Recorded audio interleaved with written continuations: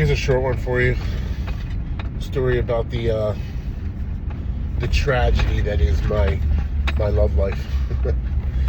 You know, in reality, I've never ever been good with girls, and that's my wife included. You know, no, I've been married for 30 years, so that's like the best part of this whole thing is that I've never actually had to learn to be good with girls because I've been married, you know, for almost my entire adult life, you know, and thank God for that. And how I landed my wife, I don't really understand. I kind of equate it to like some sort of Catholic suffering thing. You know what I mean? It's the only rationale that makes sense to me. You know, like when I met her, we were obviously much younger. She was like 17, and she was a little promiscuous at that time, and she seemed to be like having the time of her life, and whatnot, and she became interested in me, and whatever, man, we hit it off, and you know, but I'm fucking terrible at all this shit, you know what I mean, like in every sense of the word.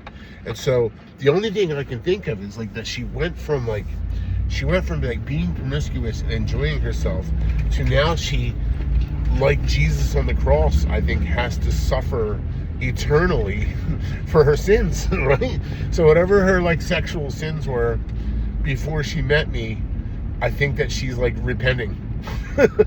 and I am that thing, and she's, you know, decided that she has to suffer it for the rest of her life in this manner, you know. And I don't know, like the only thing that I've ever really had any confidence in, you know, like truth be told, I just don't feel well equipped, you know what I mean, and I've got low self-esteem about it, and I'm fat, which doesn't help, you know, which doesn't help anything, you know what I mean. If anything, it makes everything on my body, you know, my whole body is enormous, but it makes anything else look small by comparison because of my body as the backdrop, you know.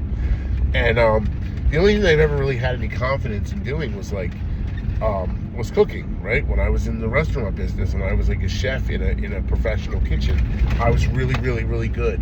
And it's like I considered myself like the Michael Jordan of the chef world at the time, you know what I mean? Like you just couldn't touch me.